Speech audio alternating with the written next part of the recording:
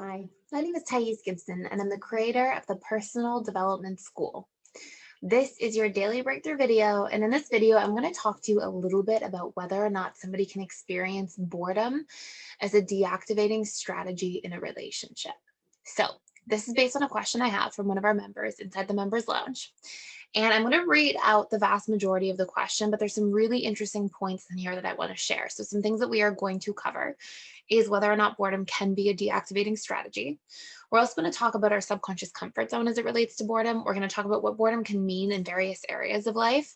So, things like if we don't feel like we have a purpose or intentionality in different dynamics. We can also talk about unmet needs as it relates to boredom. And then we'll talk about what to do if we are experiencing boredom in relationships. Oh, and we will talk about boredom as it relates to the different stages of a relationship and when it might actually be slightly natural to experience boredom versus when it is probably not a good sign, or it's at least a sign that we have to do a little bit of deeper digging into ourselves to figure out some cool solutions.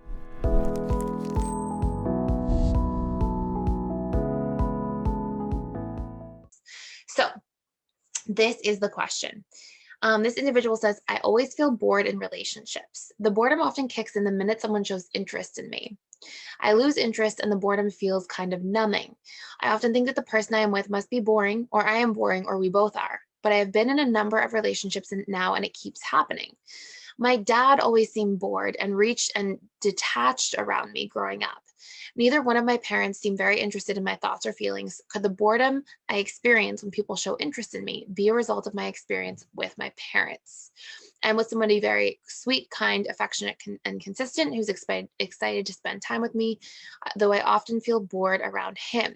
I like to have deep conversations and he likes to keep things on the surface level. So I get confused as to whether or not my boredom is a defense mechanism or I am just actually not compatible. I also scored high as an FA, and I know you mentioned that FAs like to have deep connections. What are your thoughts? Okay, so there's so many cool things to unpack in here. Let's break it into sections.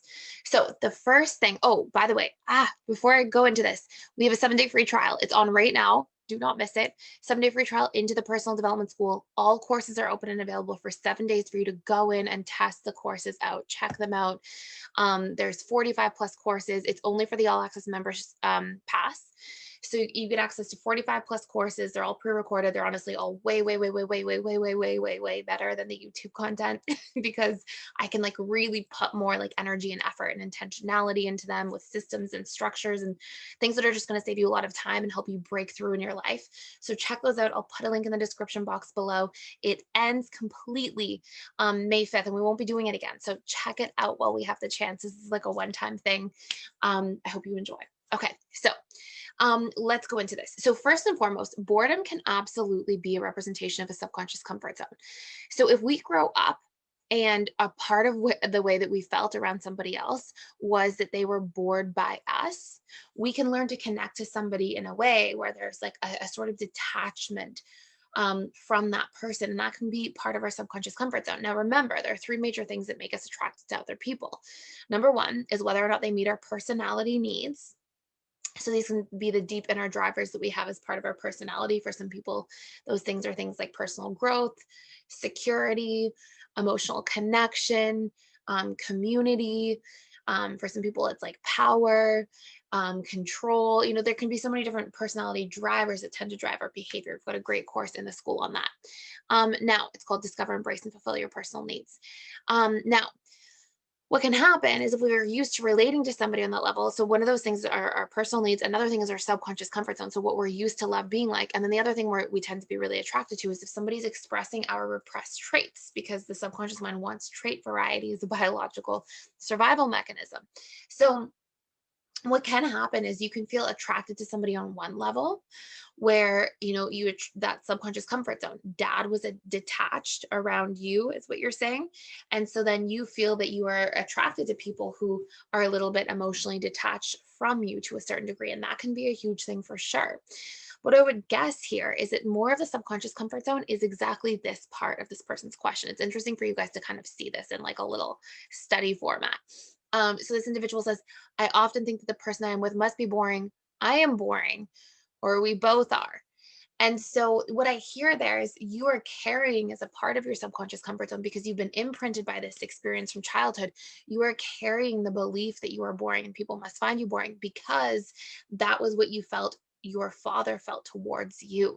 And so as a child, if you experience that detachment and you interpreted that not as something like, oh, my dad's emotionally unavailable, but oh, I am boring and that's why my dad is emotionally closed down, well, then you're going to be carrying that belief until you go in there and reprogram it and do the work around that.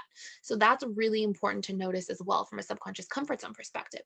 Now, another thing is boredom will let us know when we are unfulfilled. Boredom is another like emotional feeling that's a lack of fulfillment. We become unfulfilled because our needs are not being filled up. And so what happens is if we are going through life or relationships and we have really important personality needs, things that are very highly prioritized, and our subconscious mind is these drivers and these things we desire in life. One of them in your case, in this individual's case, being emotional connection. And you guys can take a look and think of like what those big drivers are for you. If that's unmet in a relationship, you're going to feel a sense of restlessness and boredom because another part of attraction is, does this person fill our cup? Does this person meet our needs? Now, this individual in their questions said, I like to have deep conversations and he likes to keep things surface level. And so that's a really important thing. As you mentioned in here, how important that depth of connection is. You like to have deep conversations and somebody is not meeting probably one of your primary personality needs for emotional connection. So that can create an experience of boredom as well, as when those personality needs are unmet. Now, sometimes as well, we can feel bored in life overall when we have dynamics where we haven't been intentional. So, for example, if I don't know what I want in a career, let's pretend, then I may get into a career because I think I should, or because of just circumstances in my environment, or because I just had to find a job and I found something. And then I'm going to feel bored because I have a lack of fulfillment. But really, underneath that boredom just being a symptom of a lack of fulfillment, it's actually a deeper issue, which is I haven't truly discovered and figured out who I am and what I desire. And because there's an absence of that, then I don't have the power to personal empowerment, really, to be able to do what I want, seek out what fulfills me, and then feel fulfilled. Right. And so, that can apply to a career, but it can also very much apply to our relationships, not being intentional about understanding what we want, what our standards are, what our non negotiables are, the things that are important to us in terms of preferences and desires, and what we really want to create in a relationship in our lives. And then we can just feel that boredom as a byproduct of not having that intentionality and direction. And then we choose things sort of on autopilot, which can sometimes only be partially fulfilling. Now, the last thing I want to say here, actually, there's two more things. The second last thing I want to say here is as it relates to that, that doesn't necessarily mean that you have to leave a relationship or that you're in the wrong relationship. That can also be symptomatic of you just not knowing your needs clearly enough and not having the option to creatively find strategies to bring those needs into the relationship and to communicate them and to introduce them, right? Like you could say to somebody, hey, I really value deep conversation.